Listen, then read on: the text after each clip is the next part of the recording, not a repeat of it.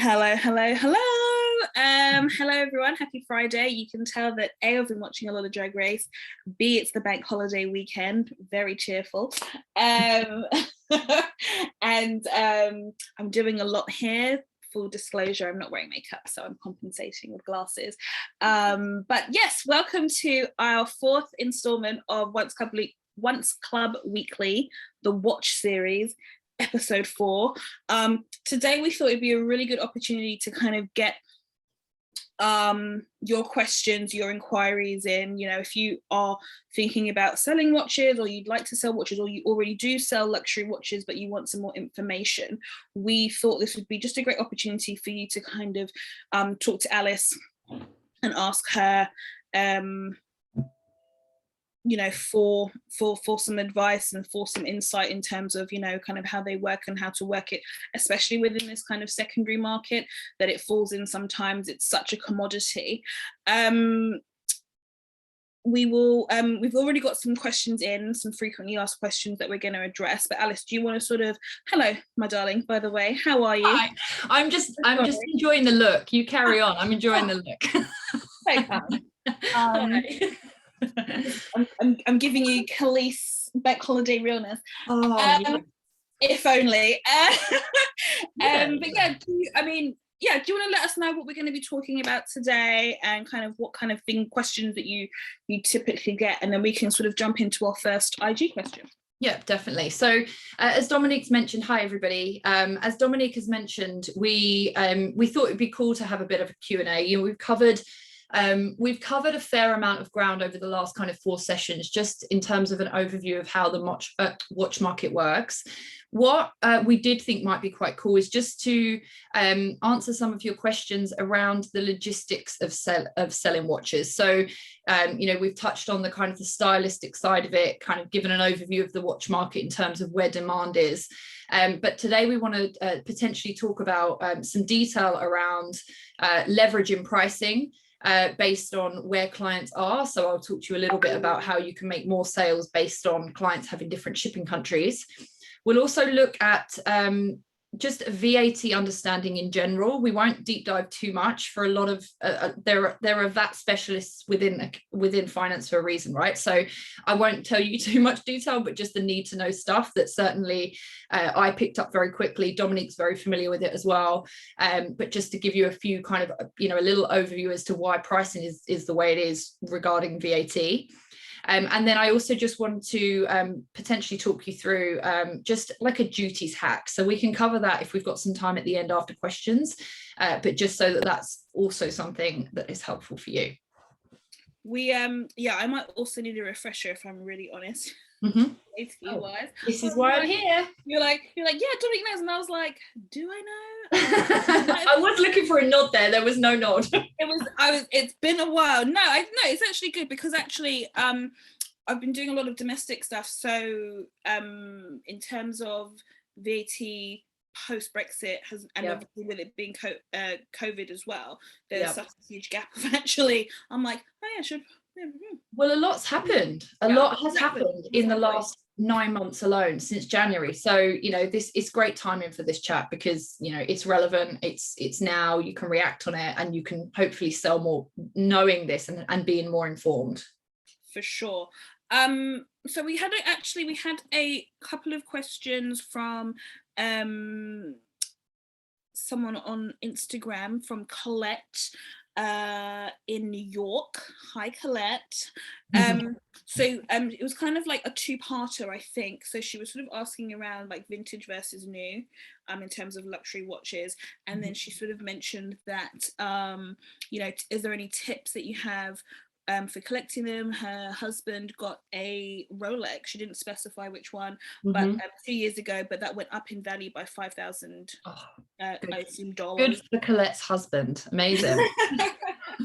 This is something that's happening a lot, actually, and one thing I've spoken to a lot of people over the last few months, especially as I've kind of really deep dived into watches as an entire business, versus it just being, you know, kind of a side hustle, as it were, at Threads, is that the difference of kind of how pricing does really affect an investment. So actually, so much so that it really should become, a trading commodity. It is in some respects, but actually a lot of the time, very similar to the Hermes market, is that it's actually outperforming. It's outperforming the stock market year on year, which is wild. So absolutely, there are styles that you can invest in and make money in. What I would say is that it's a really tricky, the vintage versus new question, right, comes back to a point that I'd made back in, I think must have been one of our first sessions. Yeah. And we were talking about the head or heart purchase. So as an example, if you're looking into a really cool vintage style, then the chances are there's a reason why you like that style. You'll also have the understanding that the watch will not be brand new. It will likely be worn and pre-owned, and that gives it a really cool, there's usually a story behind it. Jewelry, I know you cover some jewelry chats as well, Dominique, but just in terms of like gems and gold, it tends to acquire a really cool patina over the years. And actually that's the same to be said for like solid gold Rolexes, for example, or some really cool vintage Patek models. There's a 3700 Patek Nautilus, which it's an incredible piece. And that's actually is the one piece that even new collectors now and kind of people that have got some fantastic collections still talk about this one Patek 3700 piece. Really? It's a really cool piece. It's not made anymore. It's vintage, and it's kind of the pinnacle for all Patek collectors to have at some point. Yeah. So, I guess the question in terms of vintage versus new is, do you want to have a brand new piece, or are you interested in the history and actually the legacy, I guess, of these certain brands? I am all for vintage. I think there's some fantastic vintage models. I've also got some great, personally, I've got some really cool vintage pieces, and there is, there's definitely a heart, there's a kind of a heart vibe with it, for want of a better word. It's, brand new is always nice. Brand new, in my opinion, is cool if you're looking for a specific sports model piece, or if you're looking to customize it, just because that actually the work for custom, for example, is being done on a brand new model. There's no chance of anything not working properly, or it doesn't have to be reconditioned to work, for example, considering that all of these pieces are mechanical for the most part, right? So that's the only one thing I would say, is that with vintage, you've obviously, I would advise having it serviced, or making sure that you're buying a piece that has been serviced, because what you don't want to happen is that actually the mechanics of it means that it doesn't work as well. I've got a 34-year-old now, Rolex Datejust, that actually the date it's been serviced, but actually it's not as good as it used to be. But that comes with, it comes with the vintage vibes if you're buying into it. There's also a lot of people within the market who they buy vintage, but they want to keep the vintage feel. So they don't want to, a lot of these metals you can have polished. So if you buy a vintage watch, you can have it polished to make it look brand new, shiny, perfect, everything. But there's a big market as well that just they are the heart purchase, that just want the piece for the piece. It has this patina. They don't need to polish it. Comes with, the scratches and everything, and clients absolutely love that. So for me personally, it's definitely I love vintage. I think you have to be very careful where you're buying vintage from, because there's also a lot of I would advise, if you buy a vintage, you just have a watchmaker just remove the case back once you've got the piece, or if you can have it reviewed and appraised before you purchase it, just to ensure that everything is in there as you would expect. Sadly, there are a lot of what they're called super fakes or super clones, whereby pieces are swapped out, so movements can be swapped, and it can be quite sinister if you don't know what you're doing, or if you don't know what you're looking for. Is that something that you're allowed to ask them about before purchasing? What, from a supplier, do you mean? Yeah, like, how can I verify that what's in the back, or can you give me an update, or what have you? Yeah, my top tip would be, if you're looking for a vintage, ask for recommendations. Don't try and just Google and find someone yourself. Yeah. If you don't know, I would strongly advise, well, certainly you can get in touch with us via the ŌNCE Club, and I'll help, of course. But just if you're on your own and you really want to find something yourself, just be very aware of who you're speaking to and how the conversation is happening, much like you would with any big purchase. But you can certainly seek advice even from kind of Christie's or Sotheby's, big auction houses that also have a lot of knowledge around selling these super high value, in most cases, vintage pieces, and rare finds. So definitely ask the question. But I think the top tip, even from our side, when we're sourcing vintage for clients, we're only working with people, our suppliers, who are able to get us pieces who we absolutely trust. And we still trust, but we still verify that ourselves with our own watchmakers in-house, just to ensure that it's just a QC, but there's slightly more complexity around vintage versus new. Right. So due diligence is key. Absolutely. Yeah, absolutely. Sure. Cool. Okay. And then in terms of collecting, Mm-hmm. do you have any tips around there specifically? You know, like you said, is it the same thing, just doing sort of your due diligence, making sure that that's all clear, or you know, is there like a method to the madness, essentially? In terms of just building a watch collection? Too sure. I suppose, well, yeah, if it's a case of, I suppose, not so much personal, but say if you wanted to collect with the idea that, you know, it might build value, is there any So again, it definitely comes back, and it comes back to the first one of the first sessions that we had together, where I would say that if you're setting out to say, I'm not really interested in watches, but I do want to make money, you're going to have to kiss a few frogs first before you figure out what the trick is. There are definitely a lot of the steel models, for example, from Rolex, they tend to really garner this high value price point, especially on the secondary market. But I guess in terms of sort of top tips, you've got a lot of like the older steel sports models do very, very well. So even if you're investing to make money, I would probably, unless you're very clued up on the vintage market and buying something vintage that's a decent price that you know you could sell either at an auction or to someone within a network that you have, I would steer away from trying to make money on vintage personally, just because it's such a personal preference. I think if you're buying from a heart purchase, vintage works, because you are your own mind. You know what you're looking for. You know the look. You know the style. It's becoming increasingly difficult. I mean, look, there's a lot of watch dealers in the world, and actually they make a lot of their money on selling volume of stock. So actually the value that they make on a singular item can be quite low.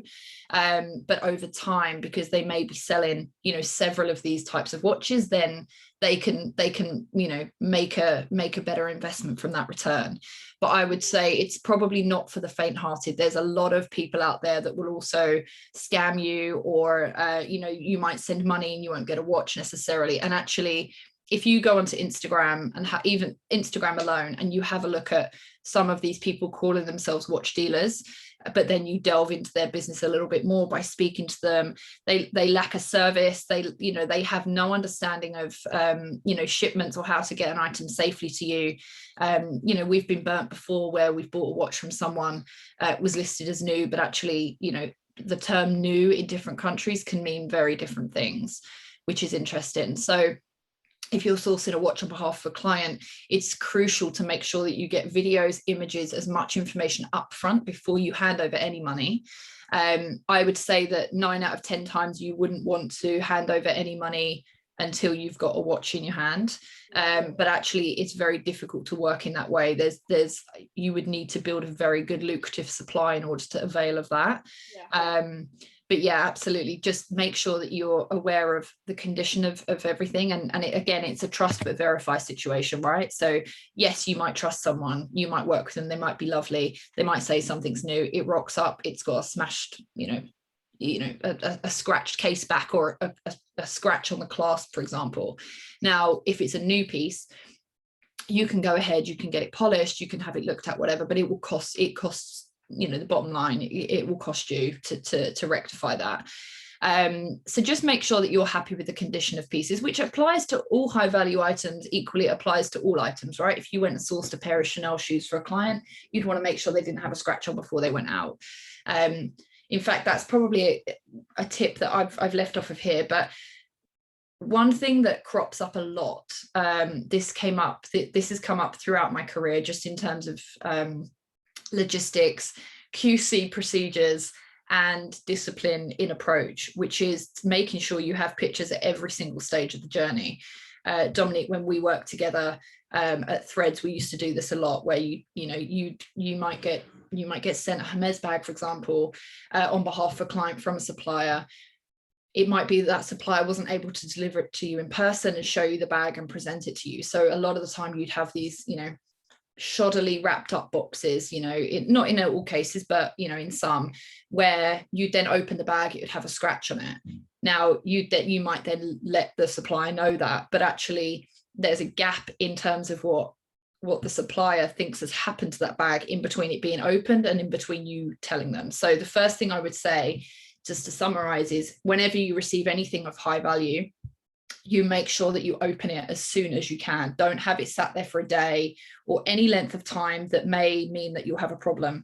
The other thing that I would, if you can, right? Like I always totally I will open it and record it as I'm opening it. Absolutely, yeah, absolutely. So what I usually do is I'll prop it on a shelf. I'll prop my phone on a shelf. So before I've even opened the outer box, I'll put it on a shelf. I'll put my video on, and I will open it as it's happening. Yeah, what it allows you to do is give this real QC inspection live, but exactly that, Dominique, that it's time stamped, and trust me, that has got us out of a lot of sticky situations. I'm sure Dominique as well. But there's no doubt that you're seeing it in real time, when I opened it, how I opened it. Yep. They'll have the delivery, like you said, they'll have the delivery stamp as well. Yeah. So there's nothing to query there. Yeah, absolutely. And it's also just a sense of insurance, right? Yeah, absolutely. And the same applies even when you're about to ship an item, whether you have a team that does it or someone who does it, or whether you're doing it. Make sure you cover every single angle of said watch and papers and boxes and outer boxes, everything as you would expect. I will tell you categorically, hands down, the number of times it has not been done because someone has said, oh, I don't need to do that, or like, I've got the front, I don't need the back. What will generally happen is a client will say the back is scratched. You've got absolutely nothing to fall back on to say that you say otherwise. So again, from when the supplier sends something to you or you collect something, however, to when you're actually physically dispatching an item, make sure you send all those images, because they are minute details on fine scratches, or the lighting might be different in something, or you might not be able to see certain things, certain marks in certain angles, but actually as much detail as you can gather will absolutely help you in the long run should anything happen in transit or whatever.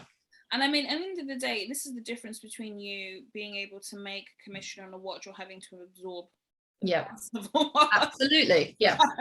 So it's you better do the work for sure. So yeah. Should we move on to questions around, like you said, leveraging pricing? Yep, let's do it. So what questions do you get, like, so a lot of questions that I get, or one of the questions I should say that I get the most, is around leveraging a client living in 2 different countries, for example. And a lot of the time, without even knowing that a client has 2 different shipping addresses, you'll get a question, which is, I have a client, they live in France, can you quote me? Can you give me a price with delivery there, or delivery for us there? What I always do, there's 2 things. First of all, as a general rule of thumb, I will always ask if they have an address outside of Europe. So that was before Brexit, and that's after Brexit, because so that I can understand the other country, if there is one. Excuse me. The one point to note, which has had a massive impact on the watch market, but actually all high value as a whole, is the movement of, or the change of the VAT treatment based on the fact that the UK has now left the EU. So as of January this year, there is no way to avail of preferred pricing if a bag, or if a watch or a bag, I should say. It's bags is my like innately, right? It's always any treatment I have with watches, I've always had with bags, so it's easier to apply the same rules. But any if a watch is within the EU and it needs to come to the UK, for example, if the client is here, then it will always be subject to a full VAT charge of 20%. Now, if, for example, a client, going back to the client that said that they were in France, what I would say is, in most cases, suppliers that are based in the UK right now, typically since Brexit, have had to import a lot of watches into the UK from Asia, from the US, from varying parts of the world, in order to supply that demand that's happening. And that's because since Brexit, a lot of the UK supply now has kind of dwindled. Now, coupled with the fact that obviously we've had the pandemic, which also means that production levels are low. So throughout the world, we're looking at low production levels, but we're also looking at this extreme VAT increase, meaning that it's never price competitive, very rarely, for a client to have an item delivered, imported into the EU, imported into the UK, I should say, and then delivered in the UK. So it sounds complex to start, but I would always say, if your client has 2 addresses, then it's usually always much more beneficial to have an address outside of the EU. You know, with that in mind, it would generally allow you to price based on that country and based on that export. The other point to just keep in mind, I should say, is around a term that a lot of you probably would have heard, which is selling on UK margin rule. Now, UK margin rule was something that was used. It's basically a VAT treatment on secondary market goods. Anything that comes through a secondary market whereby an item has been bought through a retail store and is then being sold on by an individual or by a company falls under a totally different VAT treatment. Now, that typically, from a numbers perspective, would just mean if you had a watch, and this is pre-Brexit, remember, if you had a watch that you wanted to source for a client and they lived in the UK, then it would be subject to a UK margin rule VAT treatment, which would also be apparent on the invoice should you go ahead. All that means is that as a business, so as a salesperson, you would have to charge VAT on the small proportion of margin that you added to a sale. So if you sold an item for £10,000 and you wanted to make, say your purchase price was 10,000, you wanted to put 10% on, for example, that would be £1,000 of that price. You then have to factor in the UK margin rule VAT, which is 20% of only the margin that you're making. So only 20% of that £1,000, which is 200, meaning the cost of the item is £11,200. So that's what you would have done. And that existed for bags, for watches, for everything from UK suppliers, didn't exist for anybody outside the EU, but it also was available for people within the EU when the UK was part of the EU. What we're finding now is that because of the supply dwindling from the UK, it means that it's very unlikely that if you have a client in the UK, you would be able to find a watch in the UK and deliver in the UK. So now you have to look slightly further afield. So this question on leveraging pricing with different shipping countries is something which has actually become not only a fundamental part of you making sure you charge the right amount, but also a fundamental part of you even making a sale to begin with. Because asking that question also positions you with authority to make sure that you're always trying to get the best price for your client, and they're aware of that. So it has it's complex to a certain degree, but the rules haven't changed since January. So that's where we are with that. Hopefully that's clear for everyone. So in terms of, so now essentially what you're saying is that the best thing to do is to, if your client happens to have more than one address and it's ideally outside of the EU, you would essentially try to proposition them with a sale that would go to their sort of alternative address outside of the UK. Absolutely. However, if they're still insisting on the UK, the communication around is that well, listen, you're going to be subject to X amount of tax plus also UK margin rule on top of that, which means that the idea is that essentially you should be giving them side-by-side pricing. Yes, but one thing I would note, just to touch on what you've said there, you wouldn't need to charge UK margin rule. VAT only applies on if a watch is sourced and delivered in the UK. Right. So if you charge VAT to a client, you wouldn't charge them 2 VAT treatments.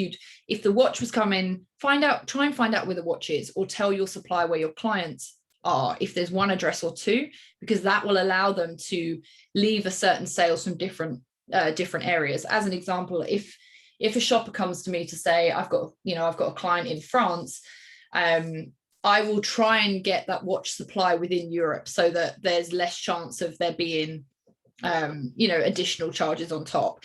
If the client, or if I turned around and said I've got no supply in Europe, has the client got another address, which hopefully I would know by that stage, because as a shopper you would have asked that question, then I could say, well, actually a client's got an address in Dubai. Well, actually I've got supply in Dubai, which means that again we can avail of that much more competitive pricing, therefore making the sale happen. But you wouldn't need to charge, if just going back to the UK, if a client had something delivered in the UK, if they said, Alice, I want a Rolex, whatever, and I want it delivered in the UK, and I had to import it in, we, as a company, and this is not just my company, but many companies based in the UK, they would be subject to a VAT charge from customs when it enters the UK, and that VAT charge would have to be passed on, because the charge is not a moneymaker. But you wouldn't have to then charge UK margin rule, because that doesn't apply, because the watch is coming from outside the UK. So it's probably easier not to even consider UK margin rule right now, just because there's very little supply in the UK to even avail of this. Sometimes you'll find that suppliers have got stock that was purchased before January this year that potentially could be sold on a UK margin rule invoice based on it residing and being delivered in the UK. But actually, I'm giving that reference as more of a historical background versus kind of where we are currently. Got you. Okay, cool, amazing. So what was our other questions? FAQ. Well, the last question, the last point is more or less, we touched on duties very quickly. You mentioned it as well, Dominique, is just a little hack which might be helpful for you guys in terms of understanding duties based on certain countries. So we've talked about leveraging pricing on different countries that have been, different countries if your client has one.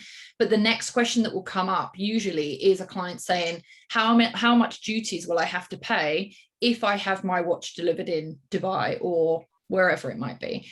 And there are, if you Google duties calculator, you'll be able to bring up a duties calculator, which will give you a really good estimate based on you selecting watch, and also you selecting the country that it's exporting from and to. So if you know that you've got well, it's technically not. But I think if I knew that existed, I'd be using it all this. But listen, I mean, a lot of this has come about through Brexit as well, right? Because there's a lot more stuff being exported out now. So what I would say is just also the caveat to that is that this is always an estimate. So unless you're going to ship delivery duties paid on behalf of a client, then you will otherwise be shipping delivery duties unpaid, which means there are duties applicable on the other end, which means that a client will be liable for that. So if you shipped a DDU, which is what it's referred to, so delivery duties unpaid to Dubai via FedEx, for example, FedEx would then contact that client once their item has reached Dubai to say, you owe X amount in duties. And there's a link to pay, and it's all automated, and the client then has to pay it themselves. And also, however, sorry, just to cut you, just another tip within that, don't assume that your client knows that. It's something very common that a lot of consumers, once they start actually shopping internationally or kind of within this sort of service-based environment or secondary environment, they're very unfamiliar actually with DDU or DDP, simply because a lot of the places that they already shop within, which they're very familiar with, let's call it a Net-a-Porter, let's call it a Matches, what have you, include that pricing, and nobody actually really talks about it. Absolutely. For the most part, I know that Net-a-Porter don't do all countries DDP, but the majority do. And so actually usually once you start dealing with sort of more with your clients on an individual basis, they're actually very unfamiliar with duties and tax pricing, and kind of like, why am I being charged for this? And understanding that it's not a value that you receive. Absolutely. This is government, country based thing. So it's really important, again, at the beginning of your sales journey with any client, to make that explicitly clear of what they can expect, or if you're happy to absorb it, or if you're happy to include it in the pricing, again, you let them know that it's being paid for up front, but that's where the pricing comes from. Absolutely. It's very important to give all the details. The worst thing that can happen, and I've been here before, and many people that have also sold high value have been here before, is that they forget to tell the client that. So what happens is you sell an item, the client then says, oh, I've just been given a £3,000 FedEx bill, like what is this, like what is this? And you know, that can significantly change the relationship that you have with that client, and also that sale, because there's many clients that turn around, and Dominic, we've experienced this a lot, where a client will say, I don't want them, I'm not, you know, I don't want that or them, I'm not paying that charge, and an item comes back. Now then you're stuck with a stock liability, unless you could return it in some way, which a lot of these high value goods and watches you wouldn't be able to. So you're stuck with a piece. Now the other option is that the client pays it, and then they never come back to you, because again, it comes down to that trust and authority piece, right, that we talk about a lot in these sessions, which is ensuring your clients know as much upfront information as possible.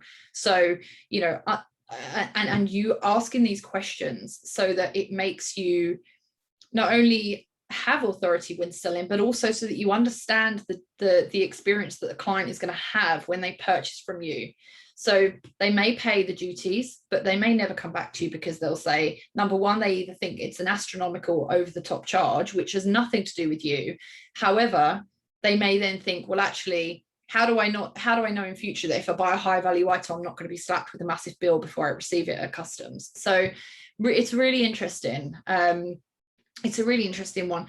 A lot of clients are aware of it. It's a very simple point to have before you even take any money or invoice a client, which is, you know, this price that I'm giving you does not include duties to your local country, which will be applied as and when. Now, if a client comes back and says, well, how much are the duties going to be? This is where you Google the duties calculator, and it will give you an estimate. Now, just keep in mind, again, using words like estimate, expected. These are your words that are going to get you, you know, away from a very sticky spot, because things can change. Working through the Brexit dynamic in December and January was testament to that. There was information that was so conflicting at all stages. Now imagine trying to keep a business buoyant, especially if it's built on high value, through those changes. There was a lot of misinformation, there was a lot of fear, there was a lot of just people saying, I don't want to buy anything, you know. So you have to navigate a lot. There are moving parts all the time, and I think in the next year even, there's probably going to be more tax changes. As an example, since Brexit, you can no longer claim VAT back on retail purchases at the airport when you leave the UK if you're not a UK resident anymore. So crazy. So, you know, a lot of shoppers that are probably watching this now that have clients that come to London to shop, they're no longer able to get their VAT back at the airport. So, you know, that is a huge change in the economics of tourism within purchasing consumer items. And it also will mean that your client is probably much more price aware for a start, but it also means that they may not even come to the UK anymore, because there's not as much bargaining power, you know. So that little sweet spot of getting your VAT back on items, well, that doesn't exist. So I never understand how they came to that decision. I know. The mind boggles, doesn't it? And also, just to add on, just to your text point of view, it's really important to have an idea, and like you said, it's all around estimates, expectations, etc. And obviously having the Google, being able to Google it and use that as a estimate, I think, is really good. Yep. Also, just being aware of tax prices in different countries is also it just helps you having, if you are routinely shipping or dealing with clients in particular countries, get to know those average tax amounts ahead of time. So you can sort of like, it's approximately 5%, whatever, 5.5%, 6%. And also something that I've actually put on I think in the community on the platform before, as we were talking about sales from the US and how it's important to know state to state their sales tax. Yes, I was thinking the same as you were talking about this. Because New York is one, LA is one, and then you might even have New Jersey is completely different to, and even though they're in close vicinity, it's all different sales tax. Yeah, absolutely. Depending on where you're sourcing from for your client could be, like you said, a huge difference in terms of whether they say yes to the sale. Absolutely. Be prepared and kind of have that information on hand.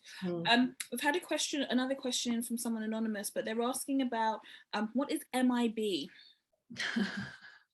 So this is a type of shipping which is where a client can avail of a tax-free price based on an item being exported out.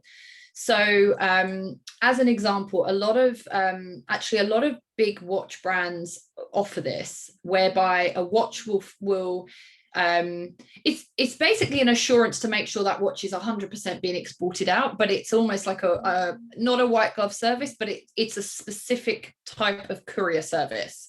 So what that will usually mean is if a client will buy, they may go to a specific watch retailer like a Mappin and Webb or Watches of Switzerland, for example, store in the UK, and they may decide, oh great, I'm from wherever I'm from outside of the UK, and I want to have this watch, I want to avail of my tax-free price on this, but I want to buy this watch. So what the MIB element is that the watch will be transported by the brand or the boutique or the store to the airport, and it will be met airside by that client as they leave the UK. So it's a shipping method. It allows a client to avail of a tax-free price, but also the assurance that the watch is fully insured and secure up until that point. And you can still do this regardless of the VAT changes. So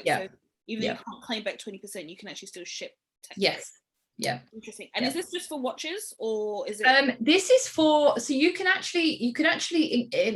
do this for anything. It's known more for doing it around watches, but actually you could do it. So as an individual shopper, for example, you could employ the services of someone like Ferrari, for example, who are a very big shipper. Sorry. There's also a company called Malka Amit, which is paired with FedEx. So they offer this, and I say it's a white glove service. It's not a white glove as we would know it, but it's a higher level of service which enables the items to be fully secured and insured in transit to you. So yeah, again, you could do that as an individual if you want. Most big companies that are doing this usually have an account with a company that does this, so that they can avail of more lucrative pricing, but it's not really that much of a difference in price. Are you paying are you paying case by case, per shipment? Per shipment. Okay. Yeah. So the value could change depending on the piece. Yeah. One thing I would say is you can only MIB ship if you have full control of that shipment. You can't do it if you are shipping on behalf of a third party. So if you wanted to, as a shopper, if you sold a watch to a client and they said, great, I'm leaving the UK on Friday, can we organize MIB shipment, or can I get tax free? And you hadn't purchased the goods, you were just acting as a broker on behalf of Watches of Switzerland or Mappin and Webb or whatever. Other stores as well apply here. It's just two examples. But you wouldn't be able to do that because you have to own the shipment. So own the items. So they would have to have essentially purchased it with their money, have ownership of that. Have proof of that ownership. Absolutely. Yeah. Otherwise, that store has to essentially take care of that MIB. Correct. Yeah.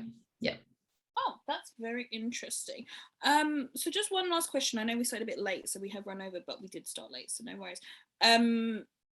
what are your tips around high value carrying sort of, domestically?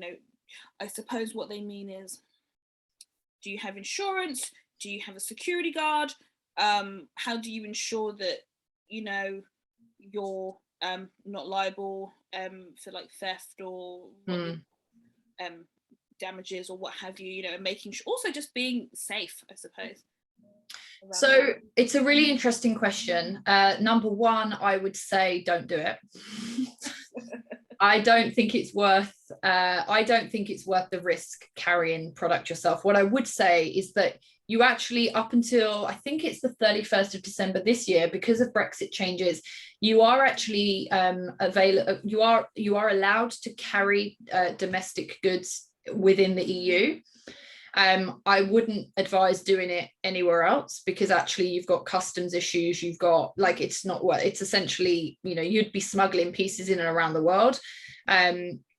I wouldn't advise doing it.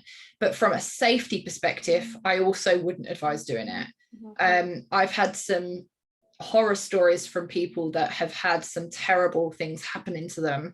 I would never advise ever putting yourself in a situation where you might be liable. And then that includes, a coffee spillage on an item that you've got in your bag or something, or whatever it might be. It's just not worth the risk. I would always seek to try and find the best transport solution that takes you away from the situation entirely, in case anything goes wrong. Just always fear the worst. There are a lot of people that gamble. I would say don't do it.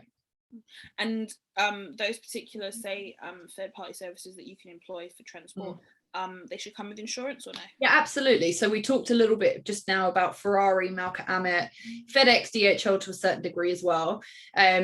Just up to certain values with FedEx. Just check or speak to someone at each of those, because there are different price points based on insurance levels and everything. But I would always make sure that everything is insured up to its full value. One thing that we've always been asked, Dominique, I know you know this as well, is clients that say, can you undervalue my shipment so that I don't pay duties? The simple answer is, in principle, yeah, you can value it whatever you want. However, again, err on the side of caution. If that piece goes missing, regardless of what it is, if it's a watch or something else, I would not do it, because you've not got insurance for it. You don't have any, if something goes wrong, you can gamble and then it will go wrong. I guarantee it.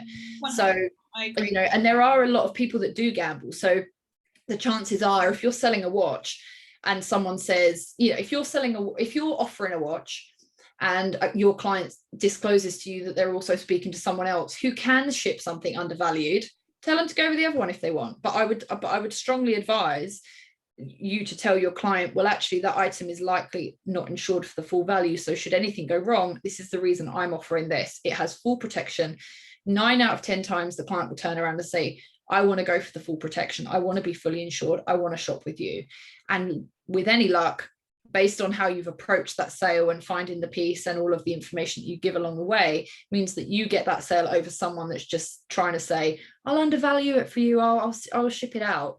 That's fine, but it will, that's a hard element to come up against when you're when you do have competition where someone says, well, actually I can give a cheaper price because I'll send it undervalued so you don't pay extra, and that will make the sale. But it just takes one element of that process going wrong and you're stuck. 100%. And just to, and to put it in perspective, I mean, like you said, we've had experiences where that is a request, and in the beginning you're kind of like, when you're plucky and new and things like that, you really want to make the sale and you don't understand it. But the truth of the matter is, if you're dealing, especially once you start dealing with really high value pieces, like luxury watches, like you said, we were talking about like high value bags such as an Hermes or stuff, whatever, in the chain of custody of like customs and things like that, they can actually take that bag and completely destroy it. So if you because of misinformation, which means that you could end up being liable for a 44,000 and up bag that you had no business in the first place. It's not worth it. And I think in the long run,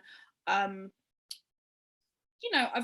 absolutely had to forego some sales with the clients over certain things, because I just, in good conscience, cannot do that. And I just, and I'm very transparent with them. I just said, if this happens, we could both end up in a situation where you have no bag, we're now liable for X amount of value, and then there's all the other sort of, you know, technical admin drama around it with sales charges and things like that. It's absolutely not worth it. I think, like you said, it's always better to err on the side of caution.